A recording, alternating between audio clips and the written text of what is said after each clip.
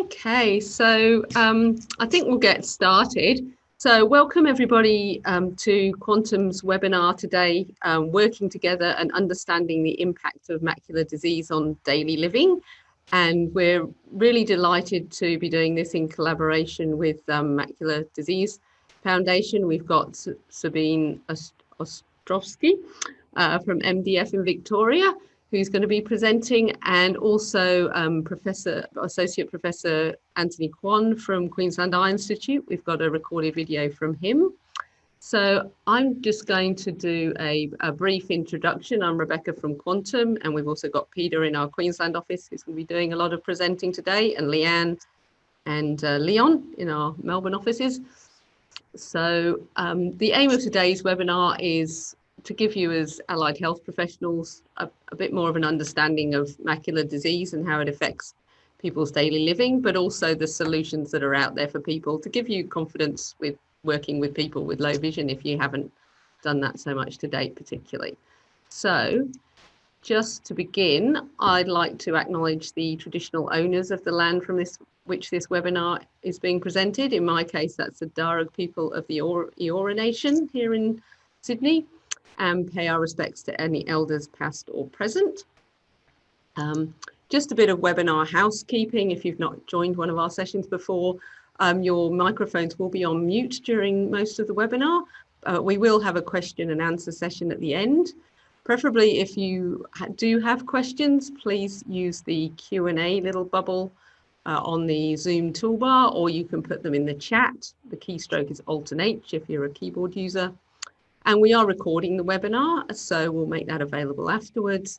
And also that there will be, after the webinar ends, you'll get a quiz/survey come up that you can complete, and we'll send you a certificate for that, just to see what, answer some questions about what we've covered today. So just a little overview of today's session. Just doing a brief introduction about Quantum and who we are.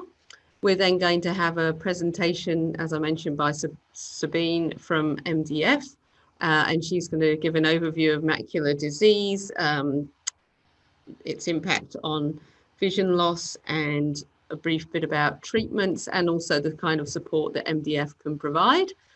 We've got a video interview with one of our customers who has macular disease, Dr. Helen Beange. We've also got a video interview and question and answer session with Associate Professor Anthony Kwan from the Queensland Eye Institute.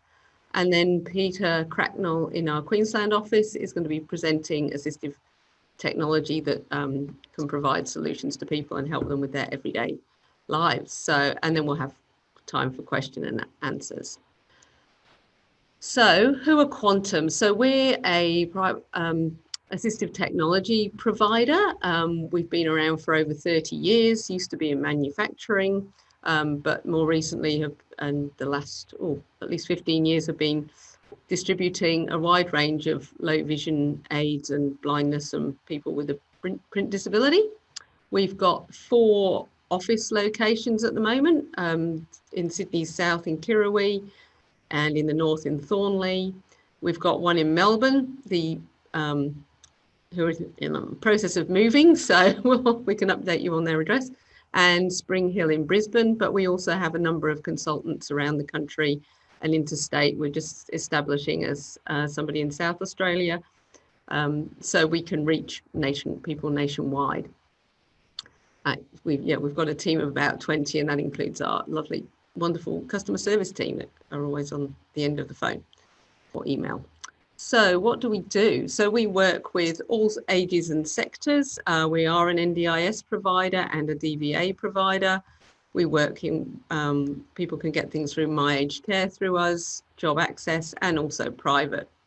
And we can collaborate with you through joint visits with your clients, helping provide equipment trials. We can also do things through telehealth, particularly for those in more regional areas, and COVID has definitely given us more practice in that. We can also provide professional development sessions for your team, so you get an idea of the kinds of equipment that's out there. And we can provide written feedback for you. So I guess that the what we want you to take away is that we can be the experts on the equipment, and you're the experts on your clients, so we can work together to find the best with them to help find what solutions to whatever challenges they might be having due to their vision loss or inability to read. So that's about all from me. I will now hand over to, I'll introduce Sabine, who's the National Manager of Healthcare Relations for Macular Disease Foundation. And yeah, we're delighted to have you, Sabine, to present. And we'll also have a video afterwards with Associate Professor Anthony Kwan via video. He's an ophthalmologist from the Queensland Eye Institute. So really grateful to both of them for joining us and for this presentation. So Sabine, I shall hand over to you. Thank you so much, Rebecca. That's lovely.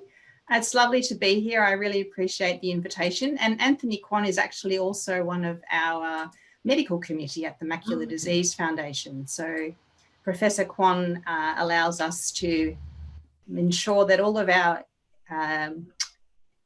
evidence-based information is correct and we are doing the right thing. Now, hopefully you can all see my screen quite comfortably and easily there. Excellent. Yes. So today I'm going to be speaking about age-related macular degeneration. And of course, it's always interesting. People know what age-related means. It's obviously something that's more common as you get older, and we know what degeneration means, but the macula is the part that we're not that sure of. So in today's presentation, I'll be talking about what AMD is, the stages of AMD and why it's important to know the stage, the symptoms that patients or clients may experience and report to you, and what they can do to reduce their risk factors, as well as how the MDFA supports people living with macular disease, and not just AMD, but also other types of macular disease. So age-related macular degeneration, I will be referring to as AMD, as it is a mouthful, is actually the leading cause of legal blindness in Australia. We know that at 50, 1 in 7 people will already have some sign of AMD. And we also know that of people living with AMD, 1 in 4 are currently undiagnosed.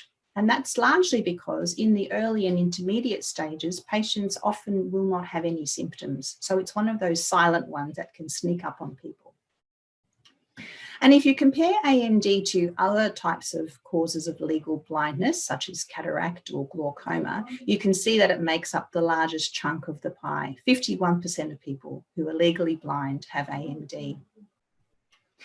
So we were talking about the macula. Where is it? It's somewhere in the eye. Let's try and work out where in the eye it is. So if you think back to your anatomy classes when you were studying, if you cut your eye in a cross section, as you can see in the right-hand image, the eye is very much like a camera. So the light from what you're looking at enters the eye via the pupil.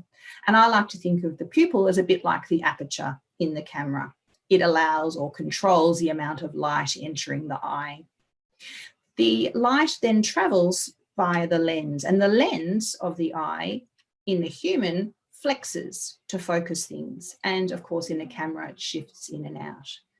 So the light is then focused by the lens and it travels through this clear central part of the eye, which we call the vitreous. It's a clear jelly that keeps the eye's shape, and it lands on this lining at the back of the eye. And you can see that's called the retina.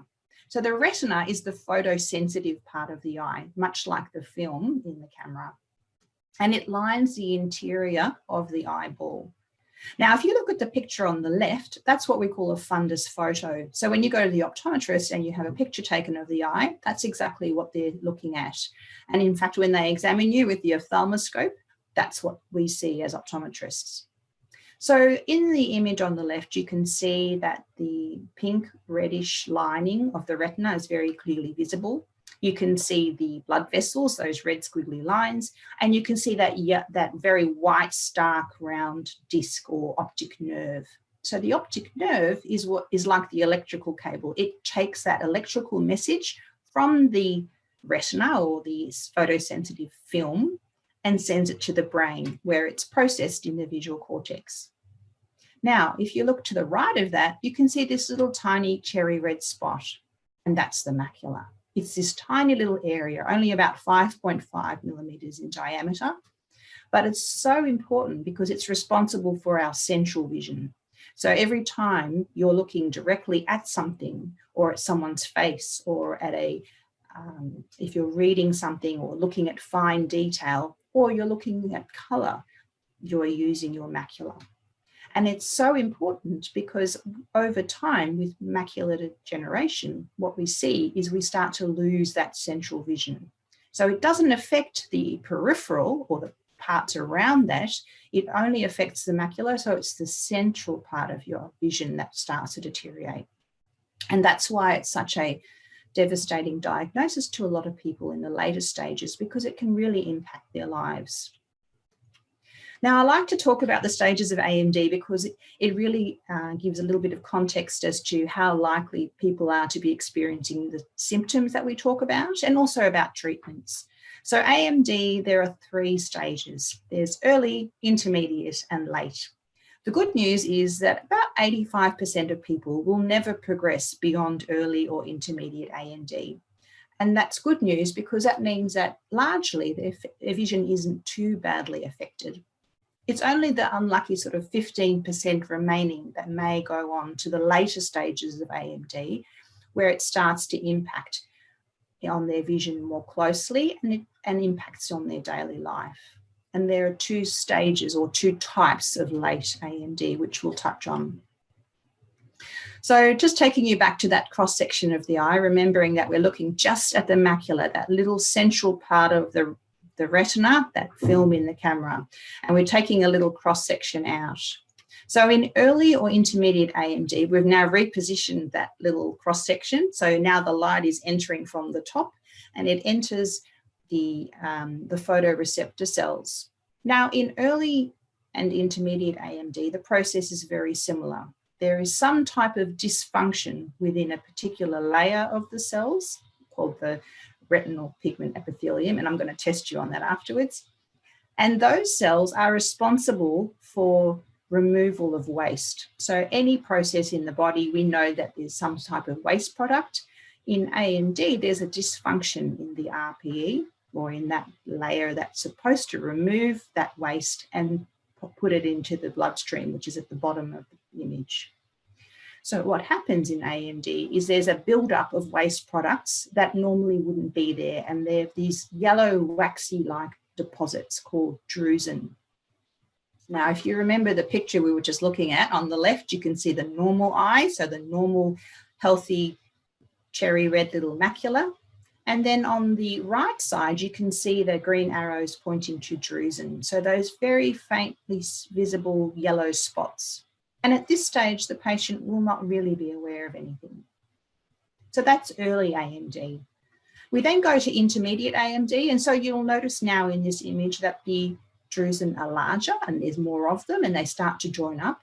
And even at this stage, patients often aren't aware that there's anything going on.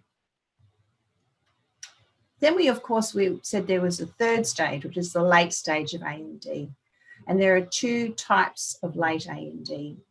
So one is called atrophic AMD. It has been known as dry. We don't like to use that term anymore because it's a bit confusing and people often get it mixed up with dry eye, which is something entirely different. And in atrophic AMD, what happens is, if you think back to the retina, like the film in the camera, we start to develop holes in the film. So the film at the macula has these moth-eaten holes, and you can kind of see that at that where the arrow is pointing. And this, of course, will impact vision because you're missing that central part.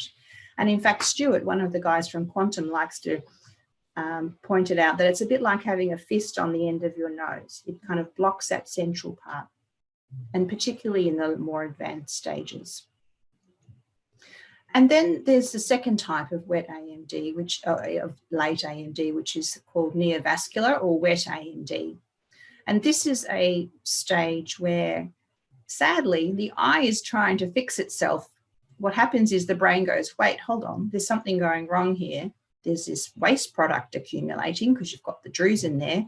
And it says, oh, maybe if I grow some blood vessels in, that will help to fix it.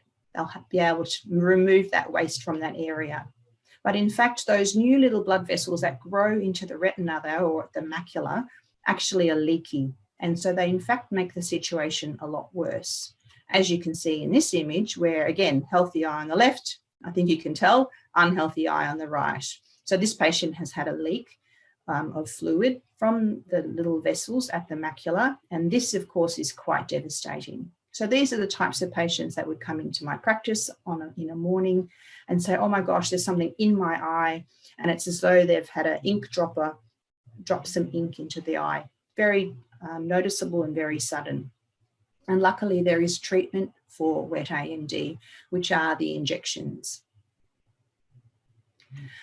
So we talk about symptoms, and this is something that's probably really important to people like yourselves. When you're allied health professionals, you're always talking about the symptoms, and these are symptoms that you can also look out for in your clients. So the first symptom of AMD, and it's something that can occur in other diseases also, so it's always one of those ones you want to look out for, is that even when you have your new glasses on, you've got good light, when you're trying to read something small, it's really difficult to distinguish the detail. The second symptom is sort of distortion of your vision, so where things seem a bit warped. So often people will notice that the tiles in the kitchen or in the bathroom are sort of kinked, or they might be watching TV and the side of the TV seems to have a wave in it. I have a couple that come and visit me in my practice, and his name's Pete and her name's Peter, which is always very confusing. And they like to come to these visits together. And Peter doesn't enjoy her local council. And she said to me one day, she goes, oh, Sabine, I'm so irritated with my council. They've painted the lines on the street all wonky. And her husband, Pete, said, Peter, that's not the street, they're your eyes. So there's very much a distortion in daily vision. And if you think back to the camera analogy where we were talking about the film or the retina being like the film in the camera, it's as though there's a blob of ink or water underneath the film or on top of the film. So you can imagine that distorts things. And then the third symptom that people report is just a central change in vision. So it might be a black spot like in this picture, but it might also not be that. It might just be an awareness that they're not seeing or understanding what they're seeing at the center of their vision. So those are the three sort of key things that you want to look out for. And particularly if anyone ever reports having a distorted vision, that's a really important symptom to be aware of and something that you want to make sure that they go and see an optometrist for.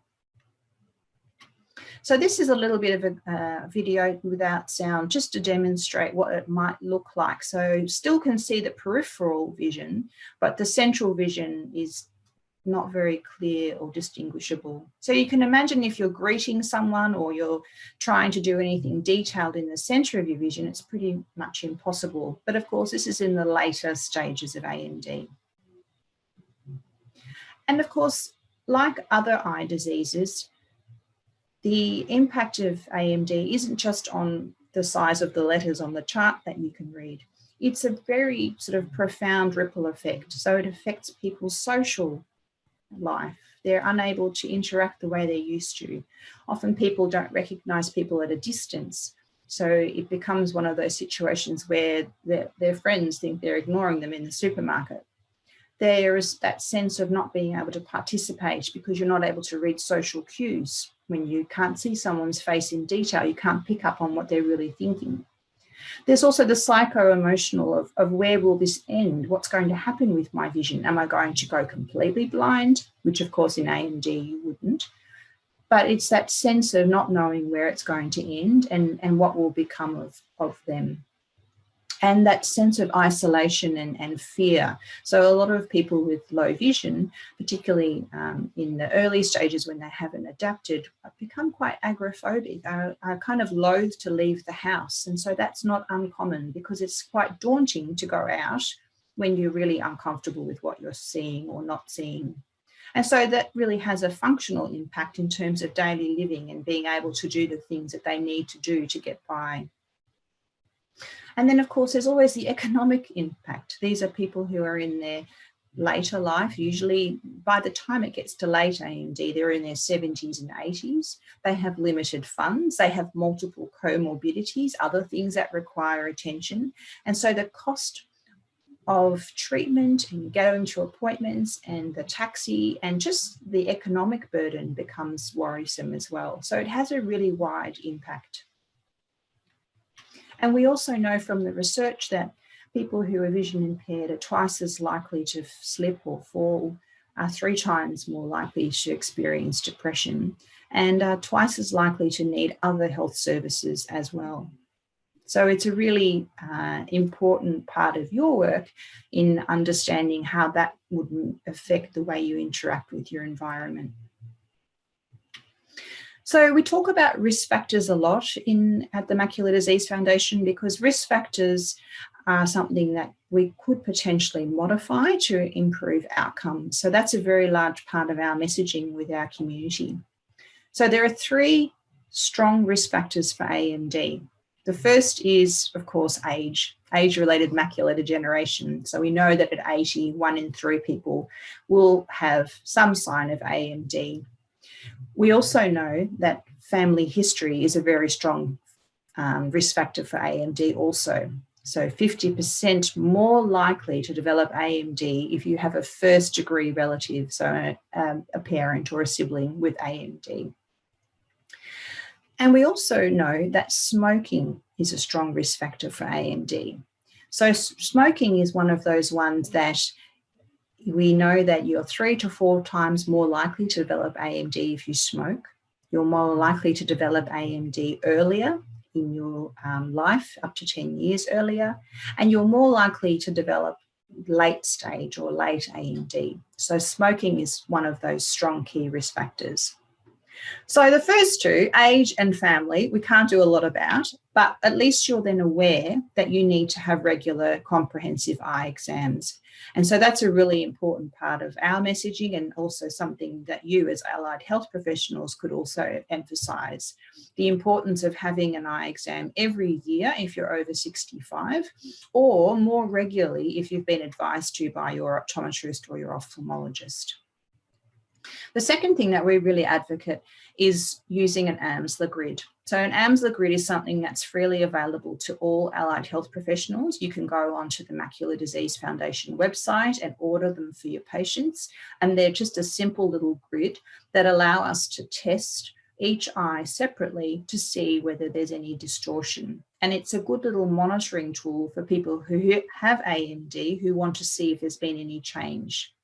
We always advise patients that if there's any change on the AMSLA grid, you should make sure to make contact with your eye health professional. And of course, we were talking about the smoking. So smoking is, of course, the 3rd strong risk factor, but the key thing there is it's the only modifiable risk factor for AMD. So we already don't like people smoking for a litany of other reasons, but particularly when it comes to macular disease, we know that it has a huge impact. And so at the foundation, we work hard with patients to help them to quit and put them in touch with the right resources to do so. And that's something that you can also do.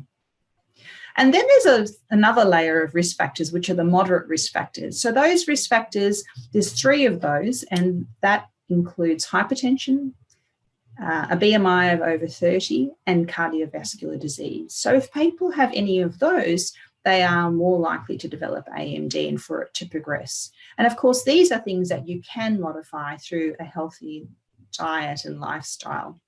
So we talk about eating for the eyes. So we recommend green leafy vegetables, 1 serve every day, and that's your spinach, your kale, your silver beet, those really good greens. We talk about 2 to 3 serves of oily fish a week because they're high in omega-3 fish oil.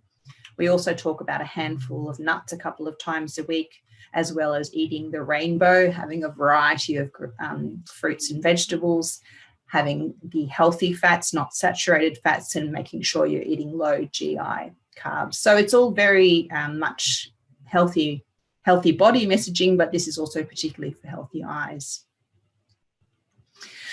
So we talked about the stages before, about the early, the intermediate, and the late AMD. And the reason I also wanted to highlight that is because in intermediate AMD, there are supplements that people can take. So sometimes it's worth knowing what stage they're at and whether or not they're taking those supplements. And these supplements are a particular combination, as shown there, which have been demonstrated to reduce the risk of progression of AMD, but only in people with intermediate AMD in one eye or both. So it's been shown in the ARIDS-2 study that taking this very specific formula reduces the risk of progression by 20 to 25%. So for people with intermediate AMD, we do recommend ARIDS-2 supplements. And of course, we always recommend people talk to their GP or their eye health professional before they make any changes. We know, for instance, that silver beet's super high in vitamin K, and that vitamin K interacts with blood thinners. So before people start having smoothies made of kale for breakfast, they want to make sure that that's not going to impact them. So we wanted to touch on treatment very quickly. So currently there isn't any treatment for the late or atrophic stage of AMD. There is a huge amount of research being done in that area. There is certainly some pipeline treatments that are about to emerge, but at this point in time, there's no really good evidence-based treatment for the dry or atrophic late AMD. For the wet or the neovascular AMD, which is also the late stage, there are the injections. We call them Anti-Vegf injections. They're an injection that are given into the eye. People don't feel anything. They obviously have an anesthetic before they have that done. And it's been groundbreaking. The impact of that treatment on people's visual outcomes has been amazing. But it's always determined by their presenting vision. So the whole point is that we want to pick up people earlier, so they get treated earlier, so that we maintain or preserve their vision as long as possible. So I wanted to touch a little bit on the Macular Disease Foundation and what we do. I'm just mindful of the time. So if I start to speak a bit faster, you know why. So the Macular Disease Foundation, we are the non-profit organisation that represent all Australians living with macular disease, and our goal is to reduce the incidence and impact of macular disease. And we do that through 4 pillars of work, which I'm going to touch on quite briefly. The first is prevention and early detection. So alluding back to what I was saying before, if we can make people aware that AMD is the legal cause of blindness, that it's an important issue as you get older, and that they should have a regular test every 2 years or every year over 65, that's a really important piece of work, because then we're going to pick up people earlier, get them treated earlier, and have better outcomes. The second part of our work is our supports and services, which I'm going to go into in a moment. The third part, of course, is our advocacy. So we represent the macular disease community to all the policy and government decision makers, and work really hard to make sure that they're represented at at that level. One of our key projects at the moment is to ensure that the reduction in the MBS rebate for the injections doesn't happen. There's been a proposed cut in the rebate for the anti-VEGF injections by about 67%. And we know from our community that there are people who would just not be able to afford that and would have to stop treatment and would lose their vision. So that's a really important part of our work, the advocacy. And of course, our fourth pillar of work is research and data. So very much trying to ensure that there's a focus in the research on macular disease and specifically AMD. Since 2011, we've contributed $4.1 million in grants to 21 different research groups around Australia, all working on the macula. And the hope there is that either we find a cure or a really good treatment or a way of preventing AMD occurring. We also ensure that all of our information, everything that we recommend, from the dietary recommendations to everything else, is evidence-based. And that's where our 12 medical committee members, of which Dr. Tony Kwan is one, help to guide our decision-making. This is one of our advocacy campaigns that's currently going on. So it's a Check My Macula. It's a very quick quiz. If you see it anywhere, or you can go to the website, you can actually, by 5 questions, work out whether you're at risk of AMD, and then access resources and appointments if you need care. So coming back to supports and services, the key thing, of course, that we offer the macular disease community is our national helpline. So it's a toll-free number that people can call at any time to ask any type of question. It's staffed by vision scientists, these gorgeous 3 girls, who are really smart and really helpful in assisting people who may have questions about anything. We have a huge amount of evidence-based resources that people can access, both as patients, but also you as allied health professionals can go online and order a bunch of booklets if you want to hand those out to your clients, and they're all at no charge. We also do education sessions, much like this webinar, and we have a webinar series for our consumers as well as for health professionals, where we really try to ensure that people are well informed. In Melbourne, we've had the first of our peer support groups start, which has been a really fantastic initiative. It's so important that people living with any disease, but especially vision loss and eye disease, can share their lived experience.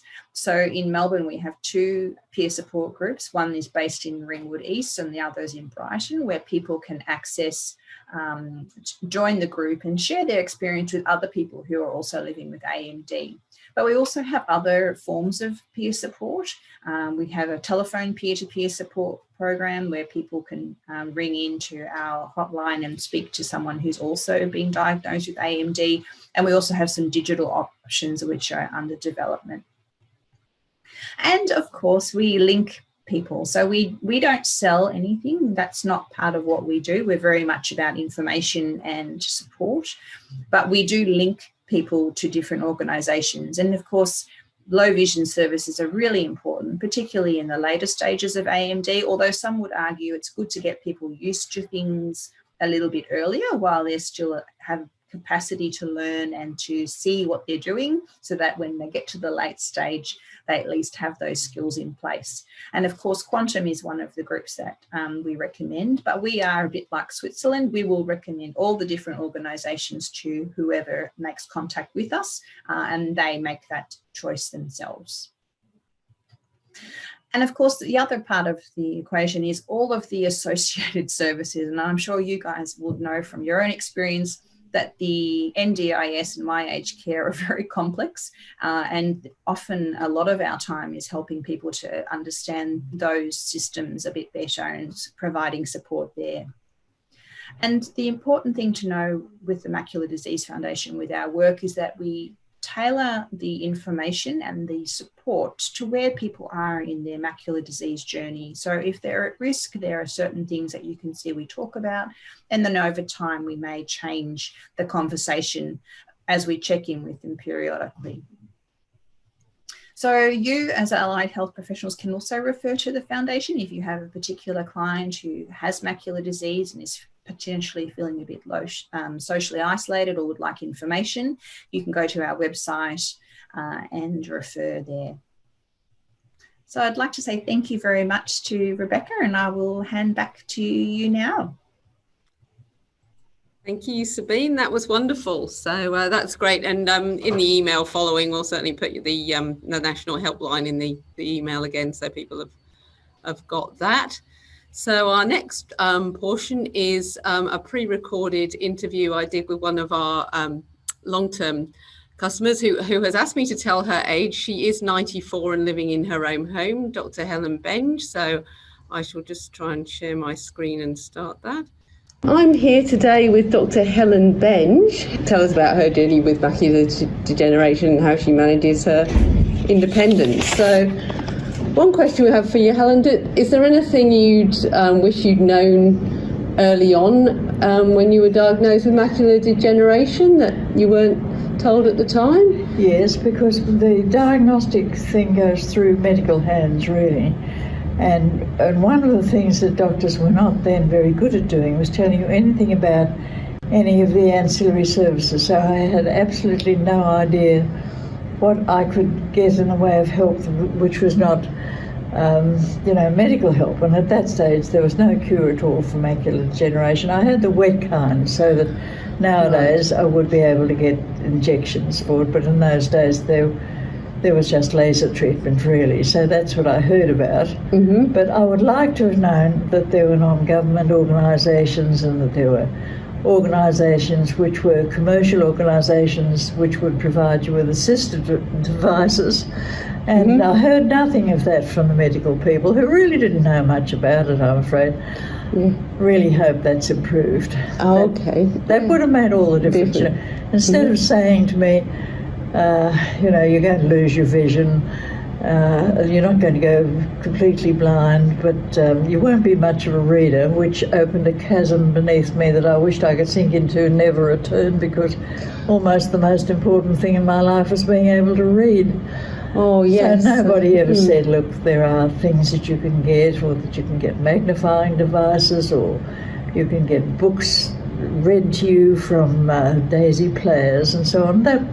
That's what I wish I'd been told. Oh, can you give us any examples of how it's affected you, for example, and how you've overcome different challenges related to your vision? I mean, I know you've been studying Latin and do all your correspondence on the computer and things.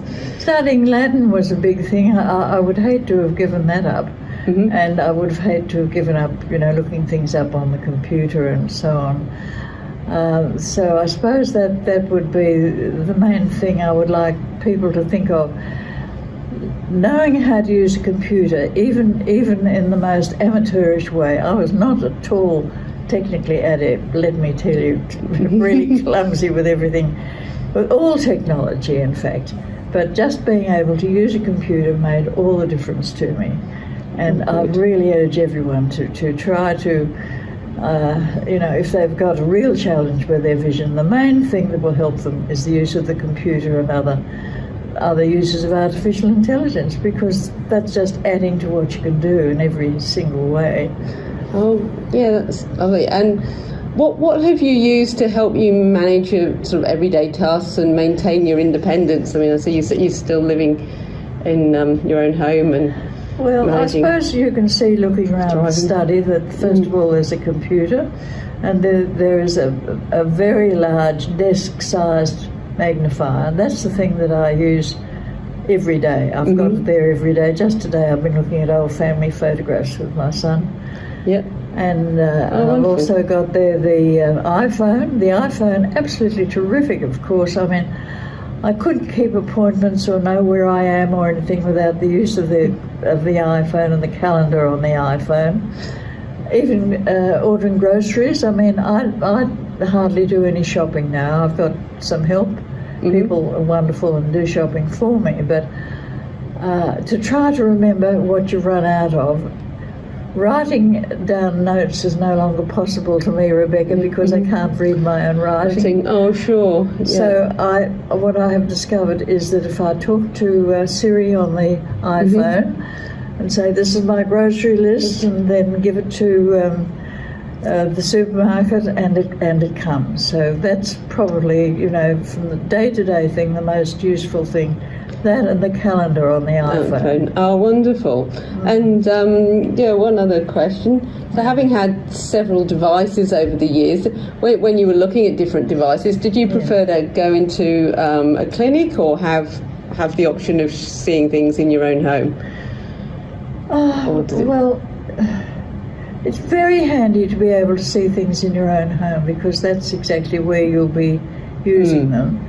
But seeing them in the clinic gives you a greater choice, of course. So I think both are very important. I wouldn't say, going to Quantum and looking at what was available there was great. Is there anything else you'd sort of like to say to anyone that either people that are allied health people or other people who've been diagnosed with macula? Any advice you'd have? Just talking about the allied health, let me say that the very important to me have been the occupational therapists that could come. In this study, one came, and at one stage when I didn't know what I was doing and I was falling over myself every time I tried to get to the computer or use the telephone or something, wonderful OT who came and redesigned the study, drew a beautiful little plan, and I have not changed a single thing since then. Also in the kitchen, little knobs on all the knobs that I need to know which ones to press, all of those things. OTs have been tremendously helpful. And the other thing about staying independent is that I've always liked doing exercise, and all the time through this, whatever it is, 30 years or so that I've had this disease, I've been doing daily exercise, or going to the gym, but now that I'm a bit too blind for that, doing daily exercise at home, supervised by a physio who knew what they were doing. So physio is particularly important to me.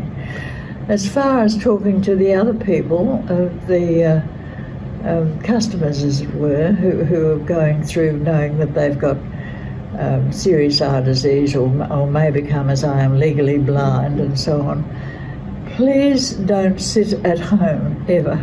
Just remember that if something serious happens to your vision, it's not the end of life, it's not the end of the world. Everything goes on as normal. When first of all I was very suddenly blind, I looked at all the bills that had come for that month and said, well, what do they expect me to do with it? I can't read any of this, you know, I can't possibly pay them. And it took me a little while to discover that didn't make the slightest difference. I still had to pay them. So I had to try to get somebody to help me to do that. But speak up, don't stay home, don't be quiet and submissive and just, you know, feel that you shouldn't be going out and being a bother to everyone. Be a bother to everyone. Just remember the way people who are deaf have been going on for years, much, much better than the people who are blind. Too quiet and too inclined not to make a big fuss. Just remember, blind people can also speak up and be noticed. Well, thank you so much, Helen. That's really great. So I really appreciate your time with us today. So thank you. Thank you. Okay, so that was our customer Helen Beange. So our next section that we've got is I'll show the video for Professor Anthony Kwan, which was an interview Peter's done with a few questions and answers. So I'll just launch that one. Thank you very much, Professor Kwan. We have some questions about macular disease, treatments, and so on. Some of them are from participants in this webinar today. One of the first questions that people often ask us is, why can't stronger spectacles help people with macular disease? Well, in simple layman terms, is that the eye is like a good old-fashioned camera. You have the lens at the front, you have the camera film at the back. The center of the camera film is the macula. So when people have macular degeneration, basically the camera film is spoiled. So it doesn't matter how strong a lens you put in front of the camera, if the camera film is spoiled, you cannot take good pictures, and that is the reason. People often get liver transplants and kidney transplants. Why can't we get eye transplants? Well, eye, if you think about it, is actually an extension of the brain. So the eye, if it is connected to the brain, the wiring and the cells are very delicate. So it is not easy to transplant the eye because we cannot exactly wire the eye directly to the brain logically so that the signal can get back to the brain. So it is still impossible for a whole eye transplant at least. One of the treatments that is available for people with macular disease is Anti-Vegf injections. Could you just explain a little bit about who can benefit from that? Anti-Vegf injection has been around for over 10 years now, and it has really transformed the care of patients with specifically wet macular degeneration. Again, in simple terms, they are dry and wet. I'm not talking about dry or wet eyes. I'm talking about the inside of the eye at the macula or the retina. In the dry macular degeneration, the cells basically died and cannot function normally. In wet macular degeneration, basically there is a bleeding point at the back of the eye. And this anti-VEGF therapy basically is injected into the eye and shrink these blood vessels so that it stop it from leaking. It is the leakage of these blood into the back of the eye that spoils the retina. Again, in simple terms, is that the blood is like red wine. If you spoil the carpet with spilling red wine, you want to mop up the red wine as soon as possible before the stains stay. So if you have a wet macular degeneration, you have these injections, it will stop further leakage of the blood, or wine, so to speak, so that the carpet would not be spoiled. And what proportion of people have the wet form as opposed to the dry form? Well, both are very common. The problem is that the wet form is the one that has treatment nowadays. So most people have the dry form to start with, and then some of them actually turn to the wet form. The important thing for people to realize is that it is not one or the other. It is actually a spectrum of disease. They can start off with the dry macular degeneration, and it will eventually, in some people, turn to the wet form. Is that why it's so important to check your vision? You may have the dry form, but it may mutate into the wet form? So that's why we always ask people to look out for any new symptoms, specifically increase in distortion, increase in the blind spot in the center vision. These are the things that they need to look out for, because it usually shows as the onset of wet macular degeneration. And I think that it's around about 15% of people that will have the wet form as a proportion of... Yeah, roughly that. Yeah, yeah. Okay. I'm talking about the population of people with macular disease, yes, yes. Some people have been told they have dry macular disease, and there's not much that clinically could be done for that treatment at that stage. Why should they get regular checkups, and why should they go to their ophthalmologist regularly? Firstly, is because, as we mentioned just now, some of the dry macular degeneration do turn into the wet macula. So if they can go to the optometrist for regular check, hopefully nowadays most of the optometrists would have these OCT scan that can help to pick up any new changes that was not there before. That is the first reason. The second reason is that there are a lot of new research coming through in macular degeneration. So there are quite a few clinical trials around the country that deals with dry macular degeneration. And so that hopefully, if any of them or the patient are eligible for these trials, they can at least go into the trial and see whether the treatment can be of any benefit. Yes, I wanted to ask about trials and treatments and so on. Before I come to that, one of our people at the webinar has asked a question ahead of time, which is there a difference between macular dystrophy and macular degeneration? Yeah, certainly there is definitely a difference. Macular dystrophy is thought to be a certain inherited type of degeneration of the eye. So they are caused by genetic defects most of the time in the cells, and slowly over time it starts to degenerate. And it may not show up early on in life, it can show up early or late. So those treatment at the moment is still looking at genetic or gene therapy for dystrophy. So it is not quite the same as macular degeneration. Macular degeneration is due to often age-related, sunlight exposure, smoking, or even family history of macular degeneration. We hear talking about treatments, some wonderful stories of research into stem cell therapy and those sorts of things. Is that related to the dry, and how advanced are those trials? So stem cell therapy has been around for some time now. There has been some promising result in animal models for stem cell treatment. Unfortunately, in human, it is a bit more difficult. Again, going to the fact that the human eye is a bit more delicate.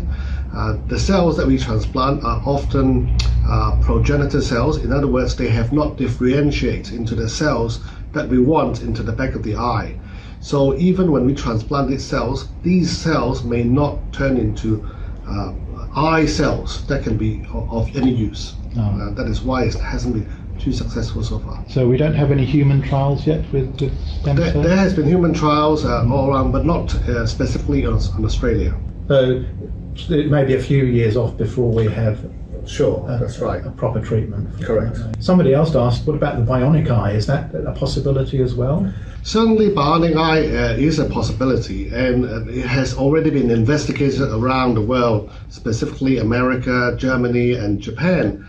And in fact, Australia, in Melbourne and in Sydney, there are two separate teams looking at bionic eye transplant. Again, the problem is that the retinal chips that is transplanted is still very rudimentary. In other words, the resolution is not quite the same as a normal eye. The resolution is the one that determines how well you can see the details. So there is no details in those bionic eyes at the moment. Well, I'd like to thank you very much, Professor Kwan. That was very, very interesting, and I hope it's of value to the participants in today's webinar. Thank you very much. Okay, so yeah, that was Dr. Kwan. So yeah, we thank him very much for his time. Unfortunately, he couldn't be with us live today, but yeah, that was a really good opportunity for us to have time with him and have some questions. So now we get on to our next section where Peter Cracknell and Leanne in our Queensland office are going to be showing us some of the technology. So yeah, might need to unmute you, Peter, so just a moment. Great, good, thank you. Good, thank you, Rebecca, and welcome everybody to our site support facility here in Spring Hill, Brisbane. I am primarily responsible for Queensland and Brisbane. I'm joined by my camera man, Leanne Lansdowne. She's our customer support coordinator here. This facility is fully equipped with aids and equipment for people, not just with macular disease, but other low vision conditions like glaucoma and cataract, and other print disabilities too, for example, dyslexia and other reading difficulties. It's not just about macular degeneration. We have a very broad range of equipment that can help people to assist with their daily living, their reading tasks, their writing tasks, and so on. So a lot of the things that the other speakers have talked about struggling with just everyday aspects of living, reading bills, correspondence, and so on. These are the sorts of things that our aids and equipment can assist with. So in this facility here, people can come. You can bring your clients here. We can work together with, you can bring people who may come with multiple disabilities, which vision impairment is just one component. We can assist with advice and with equipment here in this facility, and we can also do on-site home visits and so on. We visit people in their workplaces, their homes, their schools, and everywhere that people are. So this session now will be really about an overview of aids and equipment. One of the very first things that people need to look at is whether just improving lighting can help, and whether a little bit of magnification can help. So on the desk here, we have a range of, these are optical magnifying glasses, and they contain just batteries which are replaceable, or we can recharge them from a charging pad like this. So that can be quite an important issue if somebody has difficulty managing opening cases and batteries and so on. But the way they work, very straightforward. They're all illuminated. They have strong LED illumination because task lighting is so important to the reading task. And they give a degree of magnification, and you simply move it over the paperwork. This is a typical size glass for an optical magnifier. You'll see that some of them are larger and some of them are smaller. The larger lenses are actually our weakest lenses, but they give the biggest field of view. This is a magnificent lamp in that it has a lamp facility, very strong task lighting, and about 1.75 degree magnification. This can be very good at early stage macular disease because, of course, it's hands-free. It's on a gooseneck stand. Frequently, though, we find that people need something stronger or with better contrast, and we need to move to electronic magnifiers. So I'm going to move across now to some of our portable electronic magnifiers.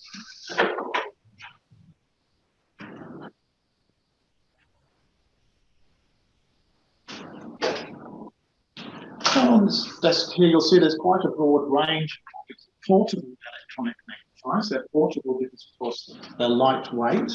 They could be carried in a wheelie walker, and some of them, smaller ones, in a pocket or a handbag.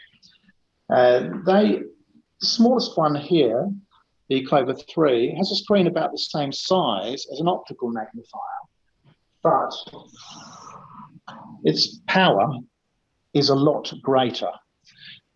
The other advantage, and this applies to all electronic magnifiers, is that the writing is straight from edge to edge.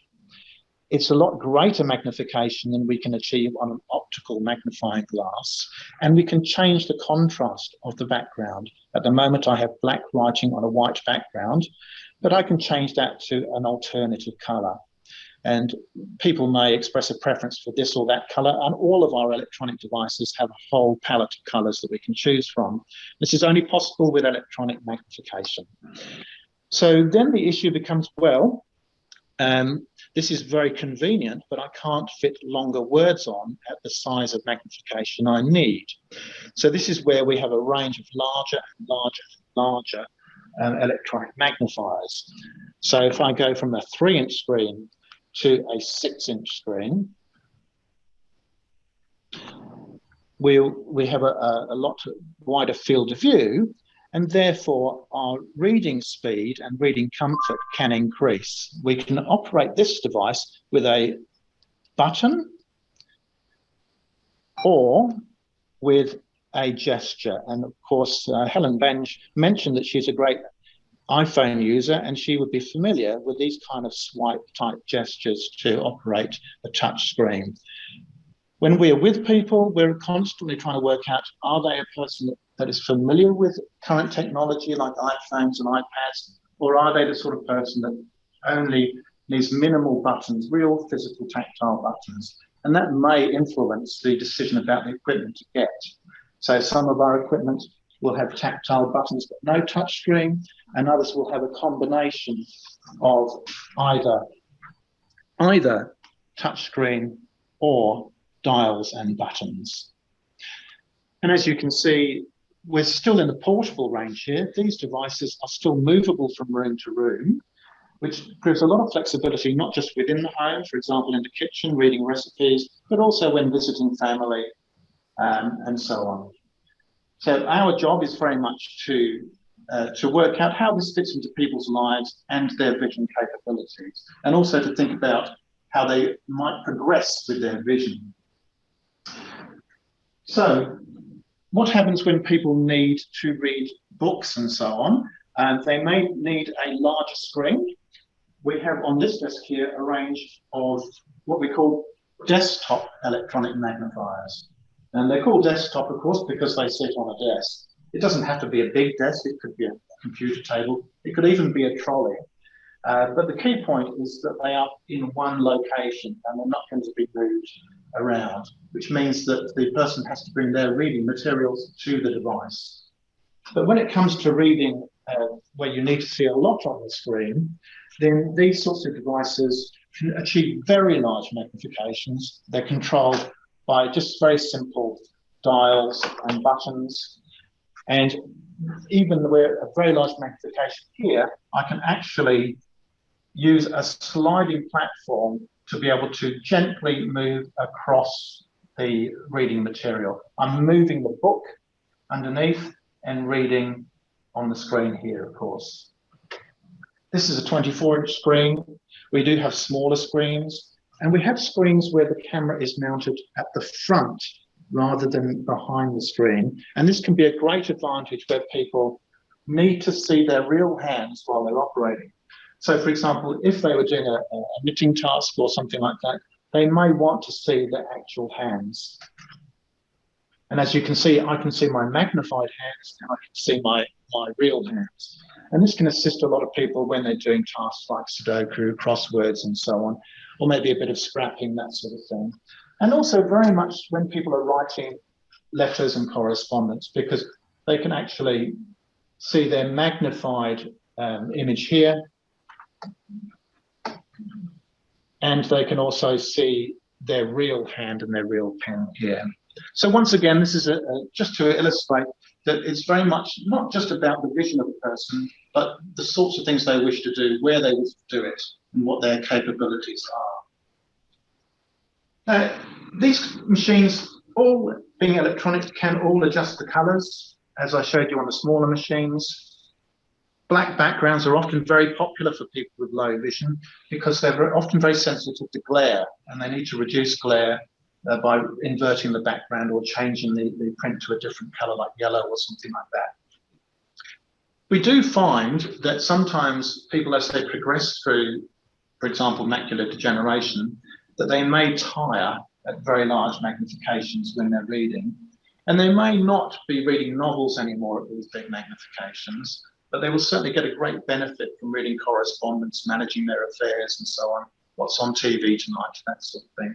Also, remember that you can fit anything under here. It could be packaging, food packaging, it could be medication. Anything can fit under these devices and be magnified. And Helen Beange mentioned looking at family photographs. Of course, that's a very popular activity with our customers. When people do find that they are visually fatigued at big magnification, we do have some options where the document can be read back to them. And I'm going to just show you some combination devices. This is a magnifier, as you've seen, but in addition, it is also a text-to-speech device. So what we can do is place our document under the screen, tap it,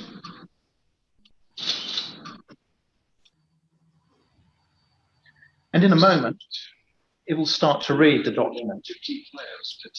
I'm going to pause it for one moment and increase the volume, and there's some very simple controls. This is an important point because many of our customers, being very elderly, do not want to operate very complex controls. Volume up. We can also change the voice male, female. We can even change the language to Italian or German. This is not to say it translates from one language to another. It just reads it in Italian if the original is in Italian. We can magnify. Zoom in. Zoom in. And then by pressing the play button. Peeled and diced 200 grams tinned salmon, drained sea salt and freshly ground black pepper, 1 bunch parsley.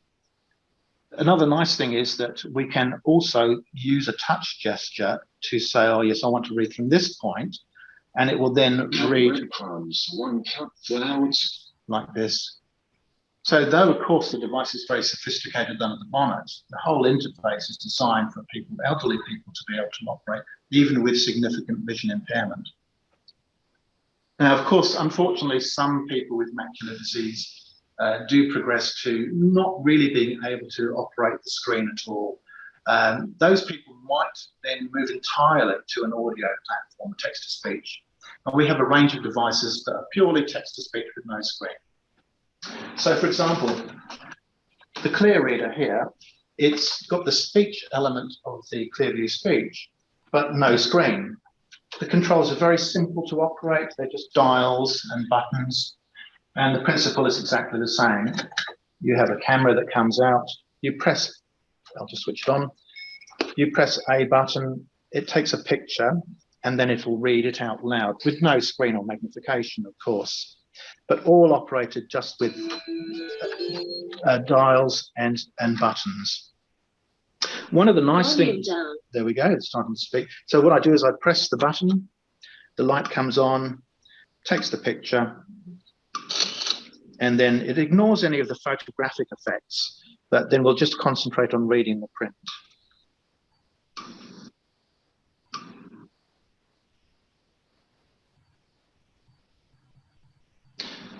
When it's speaking, you can pause it and you can... Salmon fish cakes. Serves to 150 grams potatoes. So I can pause it with a simple button. I can rewind. 150 grams. And I can spell. 150G. So if there was an unfamiliar word, or perhaps it was a telephone number, you know, call your ophthalmologist on 38314894. You could have that spelled out, which is very important for people that are entirely relying on audio. This is a very popular device with elderly people. We also, of course, do a lot of work with veterans, and this is a popular device with veterans, as are all the other devices. But what about for a totally portable version of that? Well, we have what I like to call a compressed version of the clear reader. This is actually called the Orcam Read, and it's about the size of a highlighter pen. And it does much the same job, except that you have to manipulate it yourself. We tend to advise people to hold it like a pencil with our finger on the trigger button. And then I'll just get much the same thing.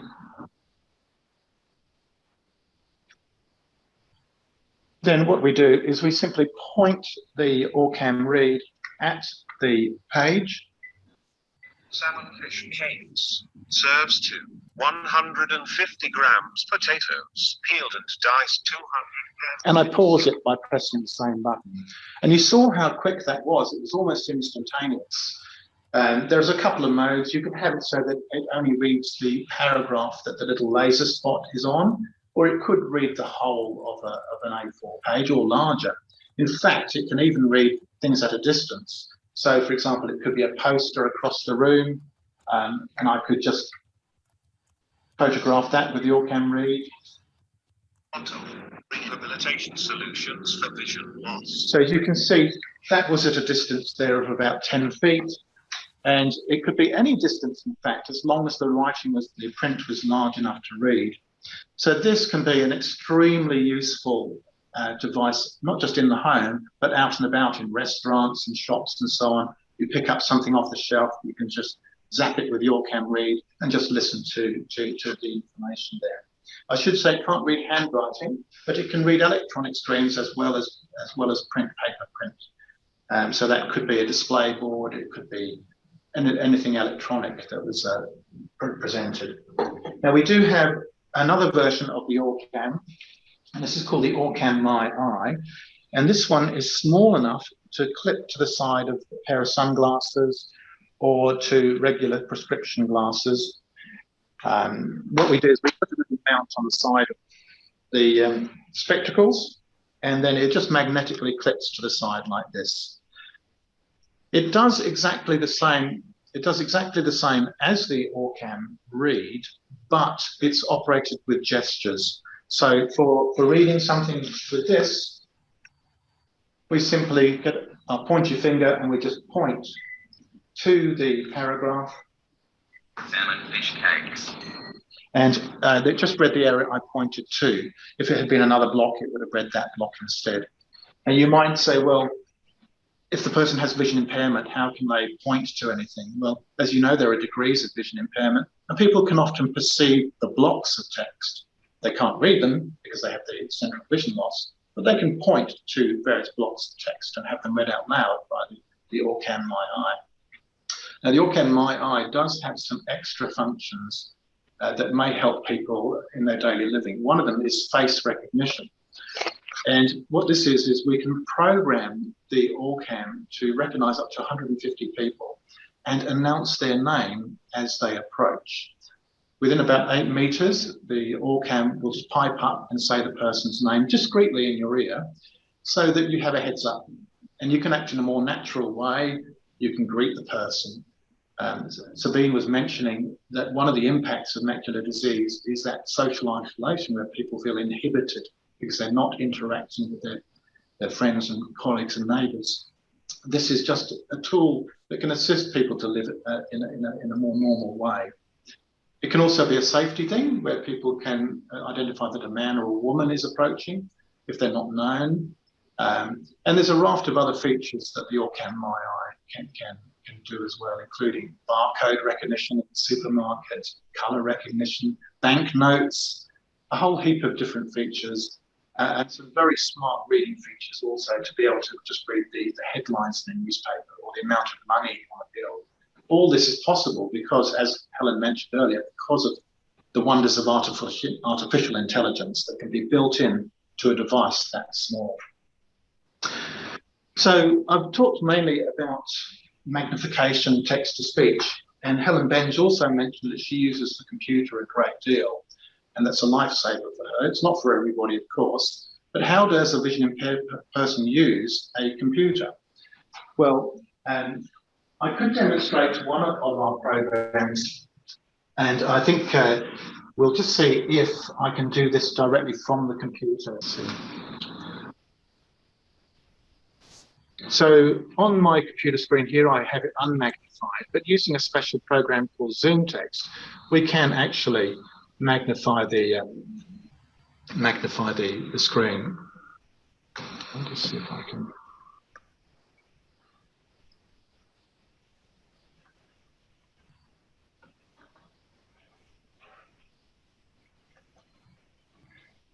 Perhaps what I will do instead is I'll do it directly on my screen. Yep. So this is an unmagnified screen, but when I run a program called ZoomText, and there are a variety of software solutions we have for people with different stages of vision loss, this will magnify what's on the screen and also read it back if required.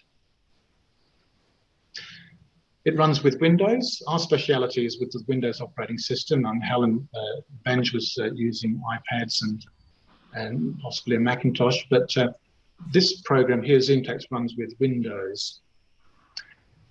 Presents an interface. She does actually use ZoomText on one of the keyboards as well. Yeah. So. Right. So now 1.4. Now I can increase the magnification. 1.82, 2.2, 2.2.3, 3.5. And I think you get the idea that we can go up to very large magnifications. But even at very large magnifications, the screen is still crystal clear, so that people can operate, even at magnification, their regular applications like their email, their Facebook, and their online shopping, and so on.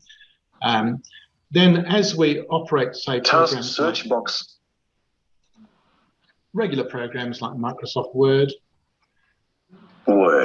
the computer will speak back as well. It will echo back what we're typing. Home, blank document. So, for example, it's saying that we're on a blank document. And bear in mind that we're at 3.5 times magnification, very large magnification.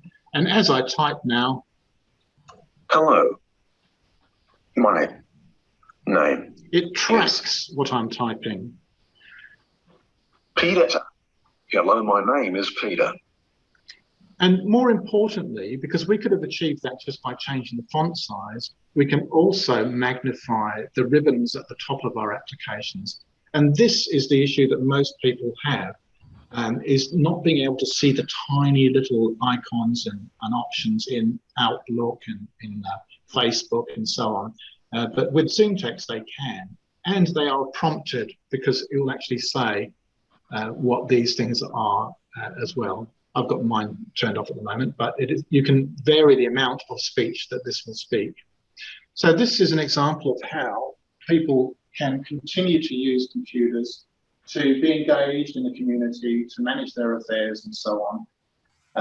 These are not terribly difficult things to learn if people already have some computer skills. All of us as vision consultants can assist with people training in that regard. Well, I'm conscious that we might be running out of time here.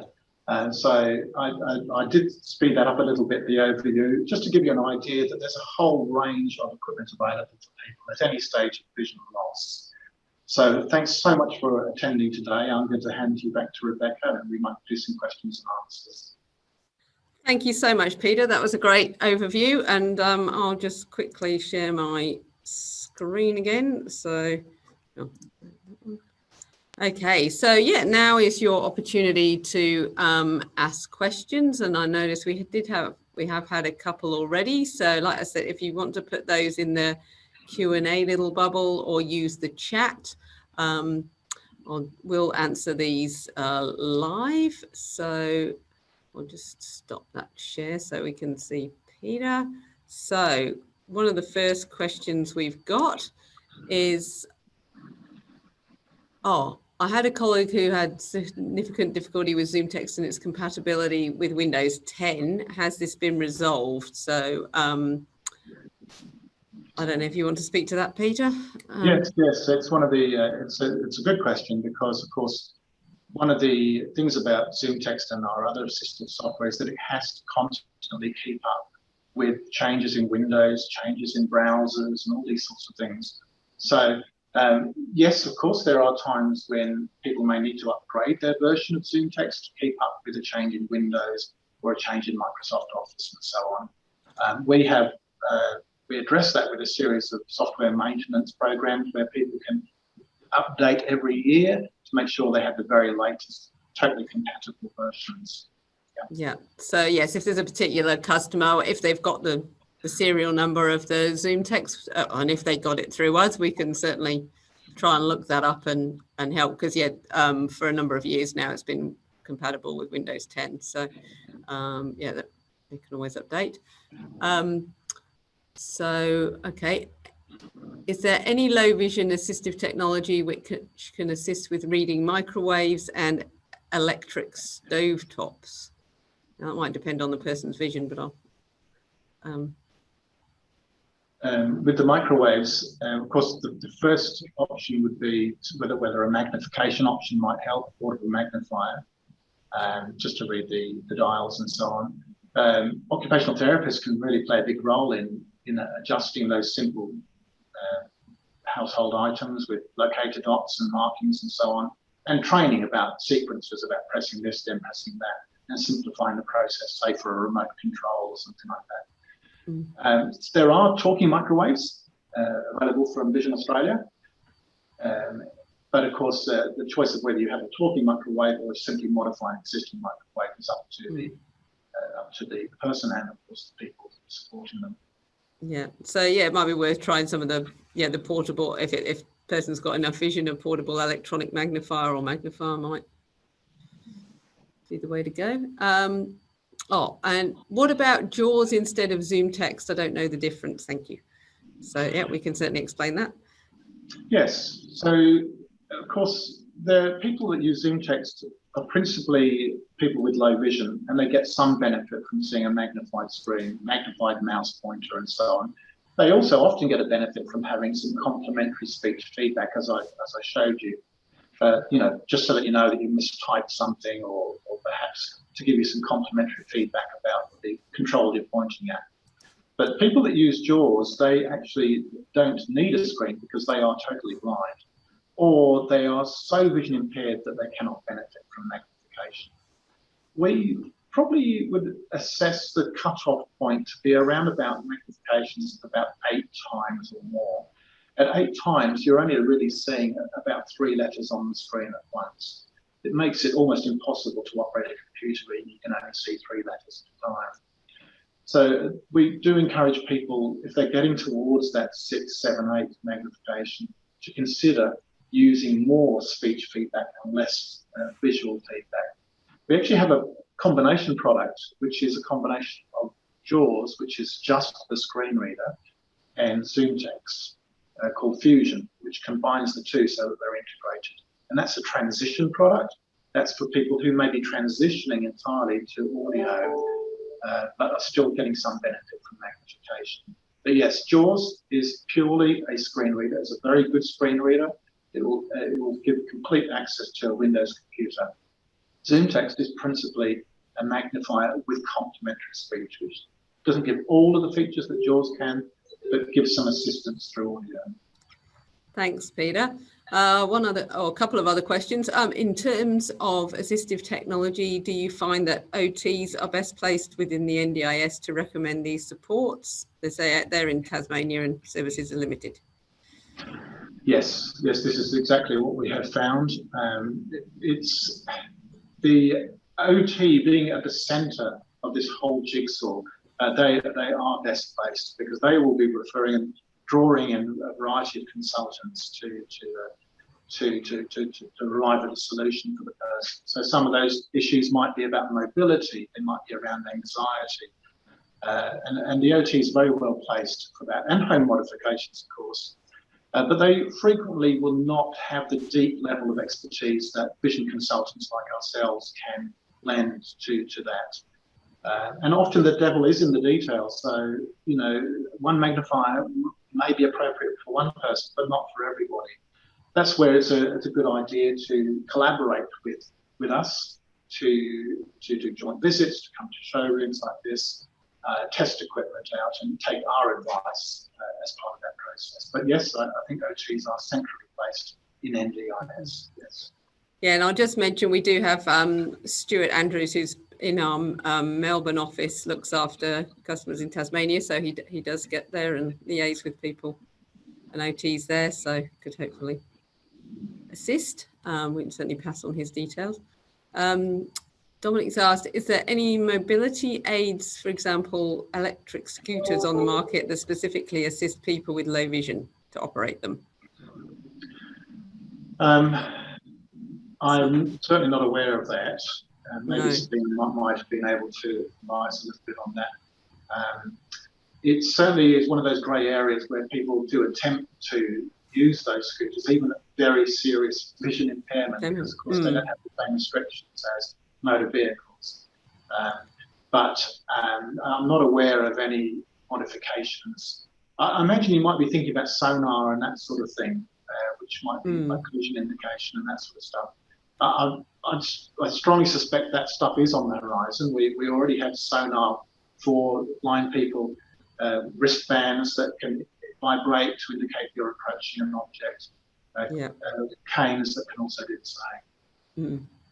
Yeah, thanks, Peter. And yeah, for any questions for Sabine, we can certainly contact her, and yeah, if there's anything we can't answer, then that she might know, that we can get her back and say so. Okay, so were there any other questions? Hopefully that's answered people's queries. I can't see any others coming through, so by all means do, you know, if you think of something afterwards, do contact us. So I'll just share my PowerPoint slide again, and at the end of the when the meeting ends, you will be directed to a website which has got it is obviously an optional quiz if you want to do that, and the link will be in the email I send round if you've not got time to do that now. And if you do complete that and we have your email, we can send you a certificate for doing that. But yeah, I'll just put up our contact details. So we've got lots of information on our website. So it's quantumrlv.com.au. Our central phone number 1300 883 853.